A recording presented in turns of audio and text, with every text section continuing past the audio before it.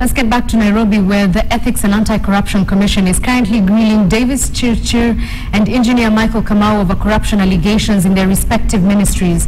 Now, the engineer was the first to walk in and was shortly followed by the Energy Cabinet Secretary. And KTN's political reporter Sam Ogina is currently at Integrity Center. And Sam, if you can hear me, I understand that the KAA Managing Director Lucy Mbugua is also set to appear, if she hasn't already, at Integrity Center.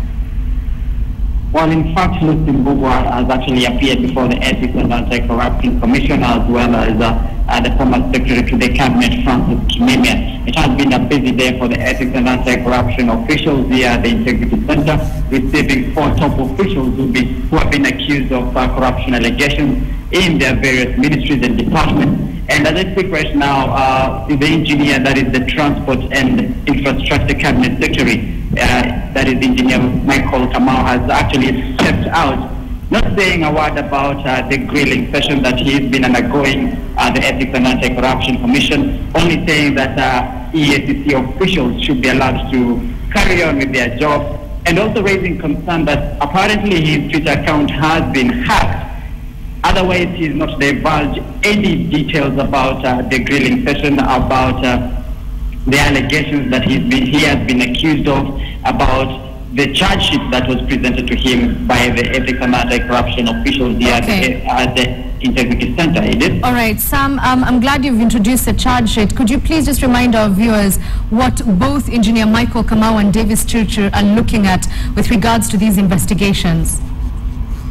Well, Engineer Michael Kamau, as the Cabinet Secretary for Transport and Infrastructure, is actually accused of having colluded with a construction firm and ministry engineers in the construction of a road in Bungoma County that exercise which led to massive embezzlement of funds. Now, that is what Engineer Kamau is facing, among other accusations. And Davis Chirchir, the Cabinet Secretary for, that is, Energy, is accused of planning to defraud taxpayers, at least get this 1.4 billion shillings by attempting to influence the award of a Kenya Pipeline Company tender, together with Nairobi Senator Micheal Sonko. Well, we know that Sonko, of course, stepped aside owing to this allegation, saying that he will not participate in his senatorial obligations like sitting in committees.